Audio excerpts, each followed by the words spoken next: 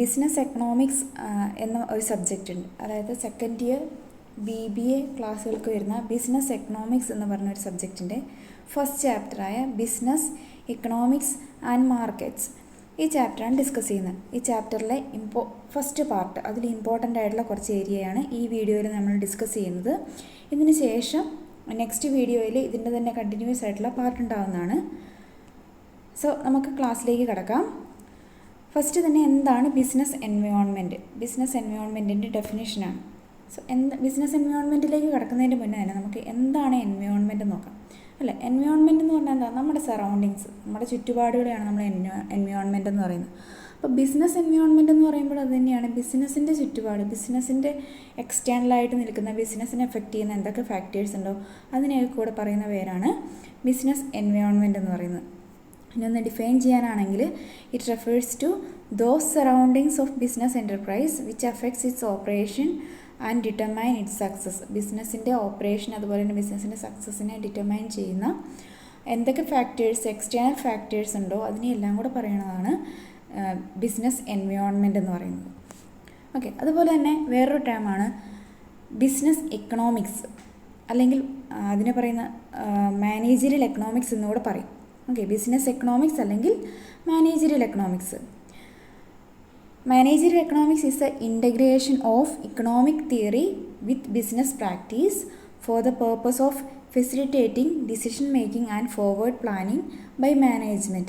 എന്താണ് economic theory business പ്രാക്ടീസിൽ apply ചെയ്യുമ്പോൾ പറയുന്ന പേരാണ് ബിസിനസ് എക്കണോമിക്സ് എന്ന് പറഞ്ഞത്. ബിസിനസ്സിൻ്റെ ഒരു ഫ്യൂച്ചർ പ്ലാനിങ്ങിന് വേണ്ടിയിട്ടോ അല്ലെങ്കിൽ ബെറ്റർ മാനേജ്മെൻറ്റിന് വേണ്ടിയിട്ടോ ബെറ്റർ ഡിസിഷൻ മേക്കിങ്ങിന് വേണ്ടിയിട്ടോ എക്കണോമിക് തിയറി അല്ലെങ്കിൽ എക്കണോമിക് പ്രാക്ടീസസ് ബിസിനസ്സിലേക്ക് അപ്ലൈ ചെയ്യുമ്പോൾ അതിനെ നമുക്ക് ബിസിനസ് എക്കണോമിക്സ് എന്ന് പറയാം, അല്ലെങ്കിൽ മാനേജറിയൽ എക്കണോമിക്സ് എന്ന് പറയും. സോ ബിസിനസ് എക്കണോമിക്സ് അല്ലെങ്കിൽ മാനേജറിയൽ എക്കണോമിക്സിൻ്റെ കുറച്ച് ക്യാരക്ടറിസ്റ്റിക്സ് ഉണ്ട്. ആദ്യം തന്നെ പറയുന്നത് it is micro economics in nature. ഇതിൻ്റെ നേച്ചർ മൈക്രോ എക്കണോമിക്സ് ആണ്. എന്താണ് മൈക്രോ എക്കണോമിക്സ് എന്ന് പറഞ്ഞാൽ? ഒരു പെർട്ടിക്കുലർ യൂണിറ്റിനെ മാത്രം എഫക്റ്റ് ചെയ്യുന്ന കാര്യത്തിനെയാണ് മൈക്രോ എക്കണോമിക്സ് എന്ന് പറയുന്നത്. അപ്പം മാനേജറിയൽ എക്കണോമിക്സ് ഒരു മൈക്രോ എക്കണോമിക് ഇൻ നേച്ചർ എന്ന് പറയാനുള്ള കാരണം അതൊരു പെർട്ടിക്കുലർ ബിസിനസ് യൂണിറ്റിലാണ് അപ്ലൈ ചെയ്യുന്നത്, അല്ലേ? എക്കണോമിക് തിയറി ഒരു പെർട്ടിക്കുലർ ബിസിനസ് യൂണിറ്റിലാണ് അപ്ലൈ ചെയ്യുന്നത്. അപ്പോൾ ഒരു പെർട്ടിക്കുലർ ബിസിനസ് യൂണിറ്റിൻ്റെ എന്താ പറയുക പ്രോബ്ലംസൊക്കെ സ്റ്റഡി ചെയ്യുന്നതാണ് ഈ മാനേജറിയൽ എക്കണോമിക്സ് എന്ന് പറയുന്നത്. സോ അത് അതിൻ്റെ നേച്ചർ മൈക്രോ എക്കണോമിക് നേച്ചറായിരിക്കും. ഓക്കെ, രണ്ടാമത് പറയുന്നത് normative science. Normative science concerned with what management should do under particular circumstances. അതായത് ഒരു പെർട്ടിക്കുലർ സിറ്റുവേഷൻ വരുമ്പോൾ ഒരു മാനേജ്മെൻറ്റ് എന്താണ് നല്ലത്, എന്താണ് നമ്മൾ ചെയ്യേണ്ടാത്ത ഒഴിവാക്കേണ്ടത് എന്ന് തീരുമാനിക്കുന്ന ആ ഒരു സിറ്റുവേഷൻ, അതിനെ ആണ് നമ്മൾ നോർമാറ്റീവ് സയൻസ് എന്ന് പറയുന്നത്. സോ മാനേജറിയൽ എക്കണോമിക്സ് യൂസ് ചെയ്തിട്ട് ബിസിനസ്സിന് ഗുഡ് ഡിസിഷൻസ് എടുക്കാൻ വേണ്ടിയിട്ട് സാധിക്കും. നെക്സ്റ്റ് വൺ പറഞ്ഞിട്ട് ഈസ് മൾട്ടി ഡിസിപ്ലിനറി എന്ന് പറഞ്ഞാൽ this managerial economics makes use of the most modern tools of mathematics, statistics, operations, research etcetera and also accounting, finance, marketing, production, അങ്ങനെയുള്ള എല്ലാ മേഖലകളും ഇതിൽ ഉൾപ്പെടുന്നുണ്ട്. അതുകൊണ്ട് തന്നെ ഇതിനെ നമുക്ക് മൾട്ടി ഡിസിപ്ലിനറി എന്ന് പറയാം.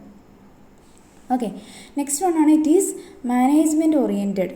Okay, the main aim of managerial economics എന്ന് പറയുന്നത് തന്നെ to help the management to make correct decisions, അല്ലേ? അല്ലെങ്കിൽ ഫോർ ബെറ്റർ പ്ലാനിങ്, നല്ലൊരു പ്ലാനിങ് നടത്താൻ വേണ്ടിയിട്ടോ അല്ലെങ്കിൽ നല്ലൊരു ഡിസിഷൻ മേക്കിങ്ങിന് വേണ്ടിയിട്ടോ മാനേജ്മെൻറ്റിനെ ഹെൽപ്പ് ചെയ്യുക എന്നുള്ളത് തന്നെയാണ് ഈ മാനേജറിയൽ എക്കണോമിക്സിൻ്റെ ഏറ്റവും മെയിനായിട്ടുള്ള ഉദ്ദേശം തന്നെ. ഓക്കെ, നെക്സ്റ്റ് വൺ ആണ് it is pragmatic. Pragmatic means കൂടുതലായിട്ട് ഇതൊരു ആപ്ലിക്കേഷൻ ഓറിയൻറ്റഡ് ആണ്. ജസ്റ്റ് തിയറി എന്താണെന്ന് മനസ്സിലാക്കി വെക്കുന്നതല്ലാതെ ജസ്റ്റ് ഒരു എക്കണോമിക് തിയറി പഠിച്ചു വെക്കുന്നതല്ലാതെ ആ തിയറി പ്രാക്ടിക്കലായിട്ട് ബിസിനസ്സിൽ അപ്ലൈ ചെയ്യുന്നതാണ് മാനേജറിയൽ എക്കണോമിക്സ് എന്ന് പറയുന്നത്. സോ അതിന് പറയുന്നതാണ് ഇറ്റ് ഈസ് പ്രാഗ്മാറ്റിക്, പ്രായോഗികമാണ്. ഓക്കെ, ആപ്ലിക്കേഷൻ ഓറിയൻറ്റഡ് ആണ്. അതാണ് പ്രാഗ്മാറ്റിക് കൊണ്ട് ഉദ്ദേശിക്കുന്നത്. സോ ഇതൊക്കെയാണ് മാനേജറിയൽ എക്കണോമിക്സിൻ്റെ ഫീച്ചേഴ്സ്. കുറേ പോയിൻറ്റ്സ് ഉണ്ട്. ഞാൻ എന്നാലും അതിൽ നിന്ന് ഇമ്പോർട്ടൻ്റ് ആയിട്ടുള്ള ഒരു 4-5 പോയിൻറ്റ്സ് ആണ് ഇവിടെ ഡിസ്കസ് ചെയ്തിരിക്കുന്നത്. ഇനി ബിസിനസ് എക്കണോമിക്സിൻ്റെ ഇമ്പോർട്ടൻസ്. നെക്സ്റ്റ് വൺ ആണ് importance of business economics. First one, it provides tools and techniques for managerial decisions. നമ്മൾ തൊട്ട് മുന്നേ പറഞ്ഞിട്ടുണ്ടായിരുന്നു, മാനേജ്മെൻറ്റിന് ഡിസിഷൻസ് എടുക്കാൻ വേണ്ടി തന്നെയാണ് ഈ മാനേജീരിയൽ എക്കണോമിക്സ് അല്ലെങ്കിൽ എക്കണോമിക്സ് ബിസിനസ്സിൽ ഇംപ്ലിമെൻറ്റ് ചെയ്യുന്നത്. സോ ഇത് ഒരു ഡിസിഷൻ മേക്കിംഗ് ടൂളാണ്. Okay, then it provides tools for demand forecasting and profit planning. ബിസിനസ്സിൻ്റെ പ്രോഫിറ്റ് പ്ലാനിങ്ങിന് അതുപോലെ തന്നെ ഡിമാൻഡ് ഫ്യൂച്ചറിലുള്ള എത്രത്തോളം ഡിമാൻഡ് ഉണ്ടാവുമെന്ന് ഇപ്പോഴേ ഫോർകാസ്റ്റ് ചെയ്യാൻ വേണ്ടിയിട്ട് ഒക്കെയുള്ള ടൂൾസ് ഇത് പ്രൊവൈഡ് ചെയ്യുന്നുണ്ട്. ബിസിനസ് എക്കണോമിക്സ് പ്രൊവൈഡ് ചെയ്യുന്നുണ്ട്. നെക്സ്റ്റ് വൺ ആണ്, it helps in the formulation of business policies. ബിസിനസ്സിൻ്റെ പോളിസികളൊക്കെ, ബെറ്റർ പോളിസീസൊക്കെ ഫ്രെയിം ചെയ്യാൻ വേണ്ടിയിട്ടും ഹെൽപ്ഫുള്ളാണ്. Then it helps in deciding optimum quantities of output, cost, price and profit. ഒരു ബിസിനസ്സിന് ഒപ്റ്റിമം ക്വാണ്ടിറ്റി, അതായത് അവർക്ക് ഏറ്റവും പ്രോഫിറ്റബിൾ ആയിട്ടുള്ള ക്വാണ്ടിറ്റി ഓഫ് ഔട്ട്പുട്ട് എത്രയാണ്, കോസ്റ്റ് എത്രയാണ് യൂസ് ചെയ്യേണ്ടത്, പ്രൊഡക്റ്റിൻ്റെ പ്രൈസ് എത്രയാണ്, പ്രോഫിറ്റ് പെർസെൻറ്റേജ് അല്ലെങ്കിൽ പ്രോഫിറ്റ് എത്രത്തോളം എടുക്കണം, ഇങ്ങനെയുള്ള കാര്യങ്ങളൊക്കെ ഡിസൈഡ് ചെയ്യുന്നതിന് managerial economics is very important. Next one, it helps the management to identify and understand both external and internal factors that influence business. ബിസിനസ്സിനെ അഫക്റ്റ് ചെയ്യുന്ന external as well as internal factors, ബിസിനസ്സിൻ്റെ പുറത്തുള്ളതും ബിസിനസ്സിൻ്റെ ഉള്ളിലുള്ളതുമായ factors ഏതൊക്കെയാണ്, എത്രത്തോളം ബിസിനസ്സിനെ affect ചെയ്യുന്നുണ്ട് എന്ന് നല്ല മനസ്സിലാക്കാൻ ബിസിനസ് എക്കണോമിക്സ് ഹെൽപ്ഫുള്ളാണ്. ഓക്കെ, നെക്സ്റ്റ് ഒരു ഏരിയയാണ് എക്കണോമിക് എൻവയോൺമെൻറ്റ്. നമ്മൾ ബിസിനസ് എൻവയോൺമെൻറ്റ് പറഞ്ഞു അല്ലേ, ബിസിനസ്സിനെ റിലേറ്റ് ചെയ്തിരിക്കുന്ന കാര്യങ്ങളൊക്കെയാണ് ബിസിനസ് എൻവയോൺമെൻറ്റ് എന്ന് പറയുന്നത്. അപ്പോൾ എക്കണോമിക് എൻവയോൺമെൻറ്റ് എന്താണ്? Economic environment is the sum of all external economic factors that affect A business, consumer and the government. അതായത് എല്ലാ ഫാക്ടേഴ്സും അല്ല, ബട്ട് എല്ലാ ഇക്കണോമിക് ഫാക്ടേഴ്സും. ഓക്കെ, ഒരു ബിസിനസ്സിനെ അഫക്റ്റ് ചെയ്യുന്ന അല്ലെങ്കിൽ ഒരു കൺസ്യൂമർ, ഒരു ഇൻഡിവിജ്വലിനെ അല്ലെങ്കിൽ ഗവൺമെൻറ്റിനെ, ആരെ വേണമെങ്കിലും അഫക്റ്റ് ചെയ്യുന്ന all those external economic factors, external economic factors എന്തൊക്കെയുണ്ടോ അതിനെയൊക്കെ കൂടെ പറയുന്ന പേരാണ് ഇക്കണോമിക് എൻവയോൺമെൻറ്റ്. ഈ എക്കണോമിക് എൻവയോൺമെൻറ്റിനെ രണ്ടായിട്ട് നമുക്ക് കാറ്റഗറൈസ് ചെയ്യാം. Economic environment macro economic environment ആയിട്ടും മൈക്രോ എക്കണോമിക് എൻവയോൺമെൻ്റ് ആയിട്ടും രണ്ട് രീതിയിൽ ക്ലാസിഫിക്കേഷൻ ഉണ്ട്, macro and micro. Macro economics, micro economics എല്ലാവരും കേട്ടിട്ടുണ്ടാവുമല്ലോ. ഓക്കെ, അപ്പം എന്തായിരിക്കും മാക്രോ, എന്താണ് മൈക്രോ? നമുക്ക് ആദ്യം മാക്രോ എക്കണോമിക് എൻവയോൺമെൻറ്റ് എന്താണെന്ന് നോക്കാം. It refers to the large economic factors that influence a country's overall economy. Okay, ഒരു രാജ്യത്തിൻ്റെ മുഴുവനായുള്ള സമ്പദ് വ്യവസ്ഥയെ അല്ലെങ്കിൽ ഇക്കണോമീനെ അഫക്റ്റ് ചെയ്യുന്ന എല്ലാ ഫാക്ടേഴ്സിനെയും കൂടെ പറയുന്നതാണ് മാക്രോ എക്കണോമിക് എൻവയോൺമെൻറ്റ്. ഓക്കെ, ഇതൊരു വലിയ പിക്ചറാണല്ലേ. It is a big picture including national or global trends and policies. ഒരു രാജ്യത്തെയോ അല്ലെങ്കിൽ ഗ്ലോബലി വേൾഡ് വൈഡ് ആയിട്ടുള്ള ട്രെൻഡുകൾ, പോളിസീസ്, ഇതെല്ലാം കൂടെ കൂടി ചേർന്നാണ് മാക്രോ എക്കണോമിക് എൻവയോൺമെൻറ്റ് എന്ന് പറയുന്നത്.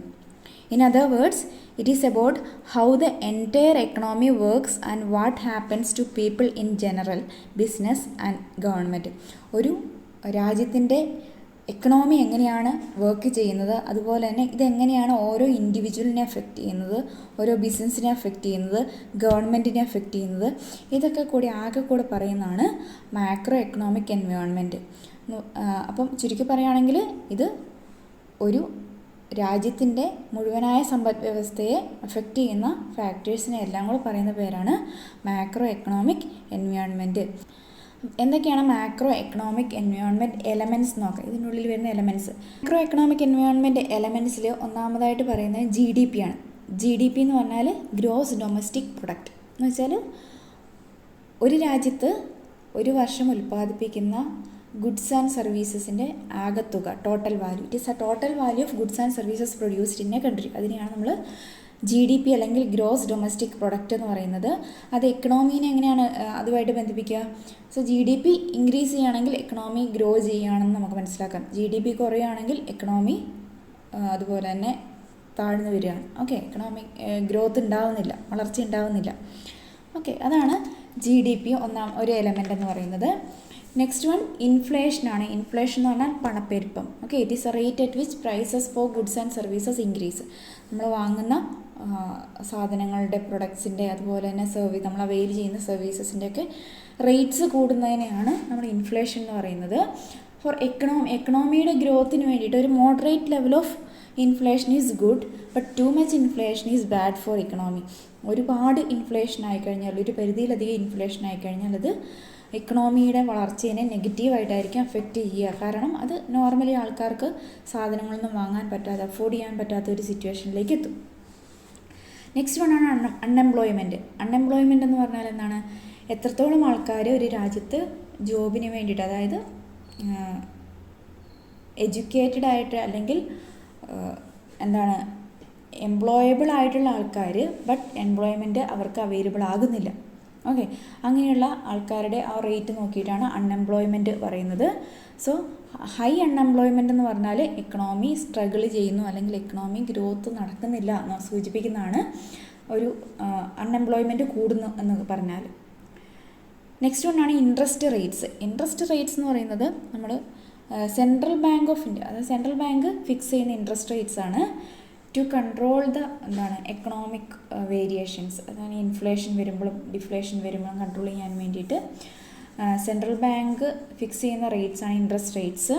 So interest rates affects borrowing and spending. ആൾക്കാരുടെ വാങ്ങുക വിൽക്കുക എന്നുള്ള ആൾക്കാരുടെ ഒരു പർച്ചേസിങ് പവർ അല്ലെങ്കിൽ സ്പെൻഡിങ് പവറിനെ അഫക്റ്റ് ചെയ്യുന്നതാണ് ഈ ഇൻട്രസ്റ്റ് റേറ്റ്സ്.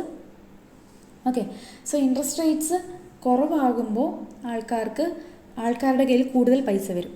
എങ്ങനെയായിരിക്കും? ഒരു എക്സാമ്പിൾ അല്ല, ജസ്റ്റ് പറയുകയാണെങ്കിൽ ഇൻട്രസ്റ്റ് റേറ്റ് എന്ന് പറയുന്നത് സെൻട്രൽ ബാങ്ക് ഫിക്സ് ചെയ്യുന്നതാണ് കൊമേഴ്ഷ്യൽ ബാങ്ക്സിൻ്റെ മുകളിൽ.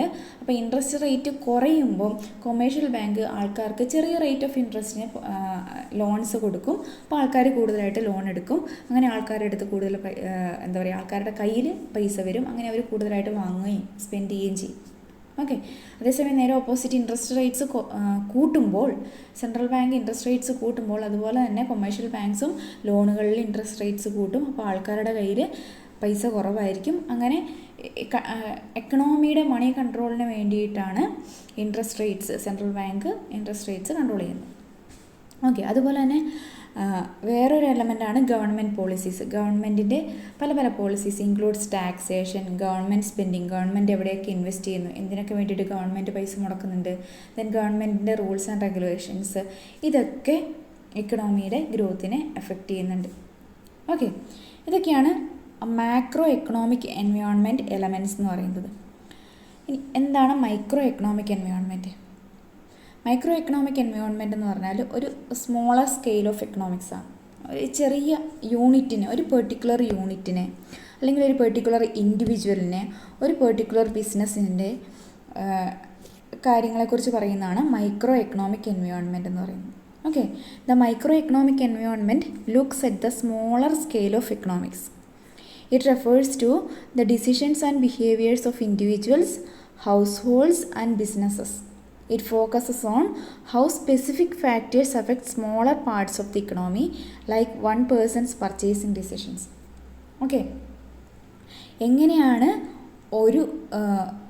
ഒരു സ്പെസിഫിക് ഫാക്ടർ ഒരു ഇക്കണോമിയുടെ സ്മോളർ പാർട്സിനെ അഫക്റ്റ് ചെയ്യുന്നത്, അല്ലേ?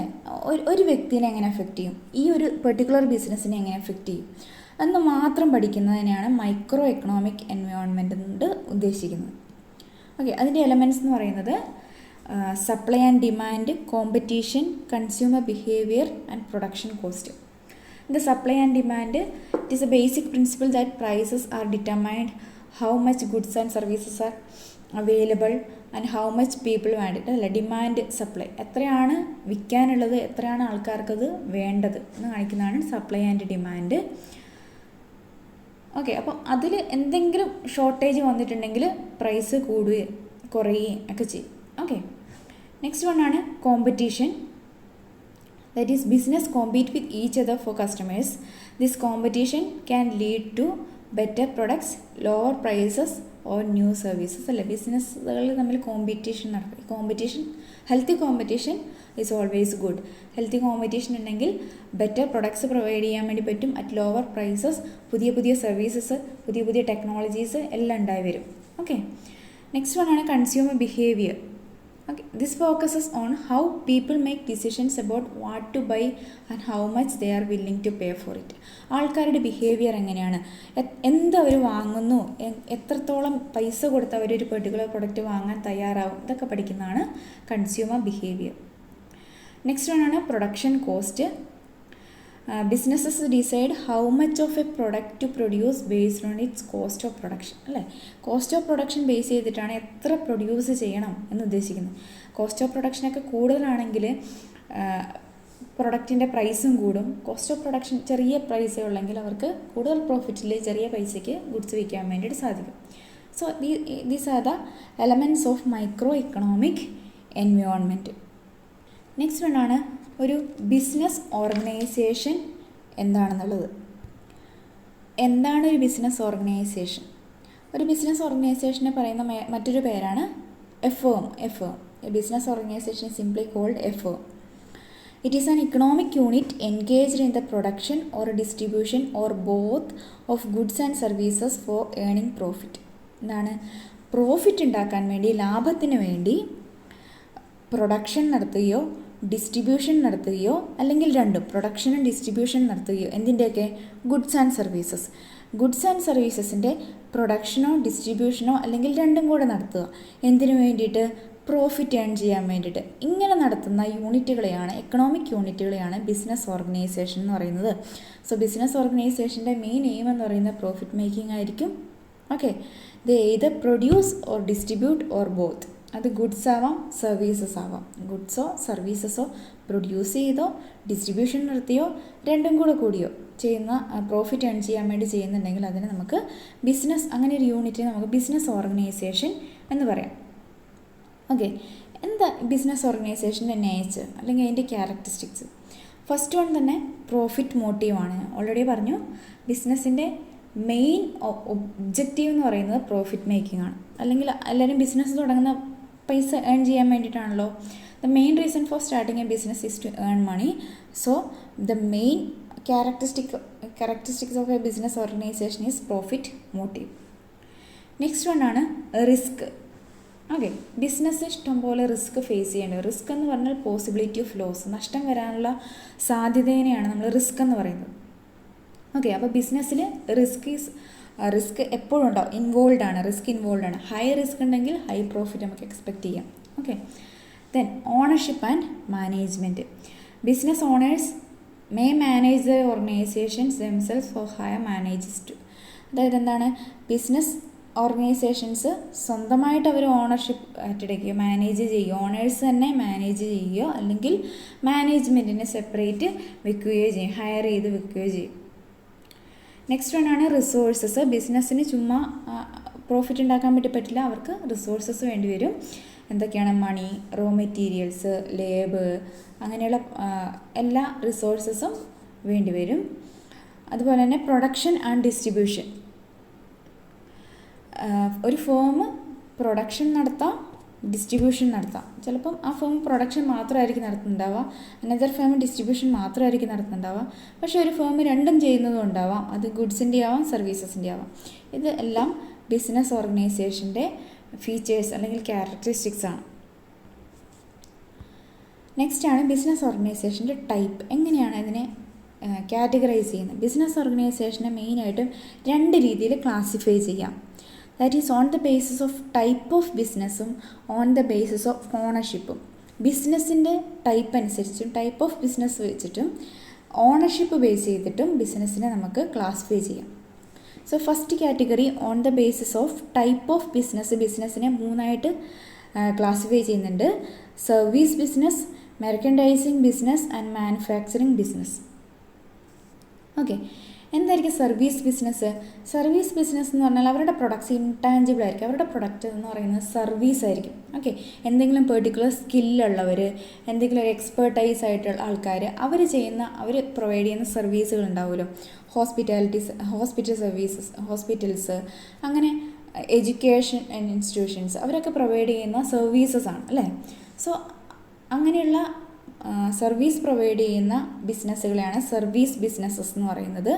അവർ പ്രൊവൈഡ് ചെയ്യുന്ന പ്രൊഡക്ട്സ് എന്ന് പറയുന്നത് ഇൻടാഞ്ചിബിൾ ആയിട്ടുള്ള സർവീസസ് ആയിരിക്കും. ഓക്കെ, നെക്സ്റ്റ് വൺ ആണ് മെർക്കൻഡൈസിങ് ബിസിനസ്. മെർക്കൻഡൈസിങ് ബിസിനസ് എന്ന് പറഞ്ഞാൽ ഒരു ബിസിനസ് ഹോൾസെയിലായിട്ട് സാധനം വാങ്ങി റീറ്റെയിലായിട്ട് വിൽക്കുന്ന ടൈപ്പ് ഓഫ് ബിസിനസ്സിനെയാണ് മെർക്കൻഡൈസിങ് ബിസിനസ്. അതിലൂടെ പ്രോഫിറ്റ് ഉണ്ടാക്കുന്ന ബിസിനസ്സുകൾ. Okay, it is A type of business which buys products at wholesale price and sells the same at retail price. Wholesale പ്രൈസിൽ ഹോൾസെയിലായിട്ട് കുറേ സാധനങ്ങൾ വാങ്ങി റീറ്റെയിൽ പ്രൈസിൽ വിറ്റ് ലാഭം ഉണ്ടാക്കുന്ന ബിസിനസ്സുകളെയാണ് മെർക്കൻഡൈസിങ് ബിസിനസ്സസ് എന്ന് പറയുന്നത്. നെക്സ്റ്റ് വണ്ണാണ് മാനുഫാക്ചറിങ് ബിസിനസ്. അവർ ആ പേരിൽ തന്നെ ഉണ്ടല്ലോ, അതേ മാനുഫാക്ചർ, അവർ റോ മെറ്റീരിയൽസ് യൂസ് ചെയ്തിട്ട് അല്ലെങ്കിൽ റോ മെറ്റീരിയൽസ് പർച്ചേസ് ചെയ്തിട്ട് പ്രൊഡക്ട്സ് പ്രൊഡ്യൂസ് ചെയ്യുന്നു. സോ അങ്ങനെയുള്ള ഫേമുകളെയാണ് മാനുഫാക്ചറിങ് ഫേംസ് അല്ലെങ്കിൽ മാനുഫാക്ചറിങ് ബിസിനസ്സസ് എന്ന് പറയുന്നത്. ഇനി next category of classification on the basis of ഓണർഷിപ്പാണ്. ഓണർഷിപ്പ് നോക്കിയിട്ട് ബിസിനസ്സുകളെ 5 കാറ്റഗറൈസ് ചെയ്യാം. അതിലൊന്നാമത്തതാണ് സോൾ പ്രൊപ്രൈറ്റർഷിപ്പ്. സോൾ പ്രൊപ്രൈറ്റർഷിപ്പ് എന്ന് പറഞ്ഞാൽ എല്ലാവർക്കും അറിയാം, ഒരൊറ്റ പേഴ്സൺ ആയിരിക്കും അത് ഓൺ ചെയ്യുന്ന, മാനേജ് ചെയ്യുന്ന എല്ലാം. Okay, soul proprietorship. സോ അതാണ് ഒന്നാമത്തെ കാറ്റഗറി. രണ്ടാമത്തെ പാർട്ട്ണർഷിപ്പ്. പാർട്ട്ണർഷിപ്പ് എല്ലാവർക്കും അറിയാലോ, ഫേംസ് എന്ന് പറയും, പാർട്ട്ണർഷിപ്പ് ഫേംസ് എന്ന് പറയും. 2 or more പീപ്പിൾ അവർ പാർട്ട്നേഴ്സായിട്ട് 2 അതിലധികം ആൾക്കാർ പാർട്ട്ണർഷിപ്പിലൂടെ ഒരു ബിസിനസ് നടത്തുന്നുണ്ടെങ്കിൽ അതിനാണ് പാർട്ട്ണർഷിപ്പ് എന്ന് പറയുന്നത്. നെക്സ്റ്റ് വണ്ണാണ് ജോയിൻറ്റ് സ്റ്റോക്ക് കമ്പനി. അത് കമ്പനി ലോ പ്രകാരം നിലവിൽ വന്ന, അതായത് കുറേ ആൾക്കാർ കൂടി ക്യാപിറ്റൽ കോൺട്രിബ്യൂട്ട് ചെയ്ത് തുടങ്ങുന്ന ബിസിനസ് അല്ലെങ്കിൽ കമ്പനി, അതിനാണ് ജോയിൻറ്റ് സ്റ്റോക്ക് കമ്പനി എന്ന് പറയുന്നത്. നെക്സ്റ്റ് വണ്ണാണ് limited liability partnership. Limited liability partnership എന്ന് പറഞ്ഞാൽ ഒരു hybrid form of partnership and joint stock കമ്പനിയാണ്. പാർട്ട്ണർഷിപ്പിൻ്റെ കുറച്ച് ഫീച്ചേഴ്സും ജോയിൻറ്റ് സ്റ്റോക്കിൻ്റെ കുറച്ച് ഫീച്ചേഴ്സും കൂടെ കൊണ്ടുവന്നിട്ടുള്ള ഒരു ടൈപ്പ് ഓഫ് പാർട്ട്ണർഷിപ്പാണ് ലിമിറ്റഡ് ലാബിലിറ്റി പാർട്ട്ണർഷിപ്പ്. നെക്സ്റ്റ് വണ്ണാണ് കോപ്പറേറ്റീവ് ഓർഗനൈസേഷൻ. കോർപ്പറേറ്റീവ് ഓർഗനൈസേഷൻ എന്ന് പറഞ്ഞാൽ നമുക്ക് സഹകരണ സ്ഥാപനങ്ങളൊക്കെ ഇല്ലേ, അതിനാണ് കോപ്പറേറ്റീവ് ഓർഗനൈസേഷൻസ്. എന്ന് വെച്ചാൽ കുറേ ആൾക്കാർ, ഒരു ഗ്രൂപ്പ് ഓഫ് പേഴ്സൺസ്, അവരൊരു കോമൺ ഒബ്ജക്റ്റീവ് അല്ലെങ്കിൽ കോമൺ ഇൻട്രസ്റ്റുള്ള കുറേ ആൾക്കാർ കൂടി ചേർന്ന് ഒരു ഓർഗനൈസേഷൻ തുടങ്ങുന്നു. അതാണ് കോപ്പറേറ്റീവ് ഓർഗനൈസേഷൻ. അവരുടെ മെയിനായിട്ടുള്ള എയിം പ്രോഫിറ്റ് ആയിരിക്കില്ല, പക്ഷേ പകരം അവരുടെ മെമ്പേഴ്സിൻ്റെ ബെനിഫിറ്റ്, മെമ്പേഴ്സിന് എന്താ പറയുക, അവരുടെ ലൈഫ് ബെറ്റർ ആക്കുക എന്നുള്ള ഉദ്ദേശത്തോടു കൂടിയൊക്കെ ആയിരിക്കും ഒരു കോപ്പറേറ്റീവ് ഓർഗനൈസേഷൻ തുടങ്ങുന്നത്. ഇനി നെക്സ്റ്റ് ഒരു ടോപ്പിക് എന്ന് പറയുന്നത് കോമ്പറ്റീറ്റീവ് മാർക്കറ്റാണ്. Competitive market, perfect competitive market ഒക്കെ നമ്മൾ കേട്ടിട്ടുണ്ടാവും. So competitive market refers to a market characterized by intense competition in which no player has a dominant power. Okay, ഒരു കോമ്പറ്റീറ്റീവ് മാർക്കറ്റ് എന്ന് പറഞ്ഞാൽ മാർക്കറ്റിൽ ഇൻറ്റൻസ് കോമ്പറ്റീഷൻ ഉണ്ടാവും, എല്ലാവരും തമ്മിൽ നല്ല കട്ട കോമ്പറ്റീഷൻ ആയിരിക്കും. ബട്ട് അതിൽ ഒരു ഫേമിന് അല്ലെങ്കിൽ ഒരു ബിസിനസ്സിന് അല്ലെങ്കിൽ ഒരാൾക്ക് ഒരു ഡോമിനൻറ്റ് പവറില്ല, എല്ലാവരും ഈക്വൽ. അങ്ങനെയുള്ള ഒരു മാർക്കറ്റിനെയാണ് കോമ്പറ്റീറ്റീവ് മാർക്കറ്റ് എന്ന് പറയുന്നത്. And in a competitive market there are many buyers and sellers, hence they individually cannot influence the price and output. അവിടെ ഒരുപാട് ബയേഴ്സ് ആൻഡ് സെല്ലേഴ്സ് ഉണ്ടാവും, അതുകൊണ്ട് തന്നെ ഒരു വ്യക്തിക്ക് പ്രൈസിനെ ഔട്ട്പുട്ടിനെ അഫക്റ്റ് ചെയ്യാൻ വേണ്ടിയിട്ട് കഴിയില്ല. Then features of competitive market. First one, there are many buyers and sellers in the market and the output of each seller is very small. Okay, next one ആണ് each buyer and seller are independent. ഓരോ ബയറും സെല്ലറും independent ആണ്. അവർ ഒന്നിച്ച് ചേർന്ന് unfair കോമ്പറ്റീഷനോ unfair trade പ്രാക്ടീസസോ ഒന്നും നടത്തുന്നില്ല, എല്ലാവരും ഇൻഡിപെൻഡൻ്റ് ആണ്. നെക്സ്റ്റ്, സെല്ലർ ആയാലും ബയർ ആയാലും free to enter and exit the market. മാർക്കറ്റിലേക്ക്, കോമ്പറ്റീറ്റീവ് മാർക്കറ്റിലേക്ക് എൻ്റർ ചെയ്യാനും എക്സിറ്റ് നടത്താനും ആർക്ക് റെസ്ട്രിക്ഷൻസ് ഒന്നുമില്ല. They are free to enter and exit the market, both buyers and sellers. Next വണ്ണാണ് മാർക്കറ്റ് പ്രൈസ്. ആ പ്രൊഡക്റ്റിൻ്റെ പ്രൈസ് ഡിറ്റർമൈൻ ചെയ്യുന്ന ഒരു ഇൻഡിവിജ്വലോ ഒരു ബിസിനസ്സോ ഒന്നും ആയിരിക്കില്ല. It is determined by the market forces of demand and supply. Market ഡിമാൻഡും മാർക്കറ്റ് സപ്ലൈയും കൂടെ ചേർന്നായിരിക്കും മാർക്കറ്റ് പ്രൈസ് ഡിറ്റർമൈൻ ചെയ്യുന്നത്. അതുപോലെ തന്നെ there is no government interference.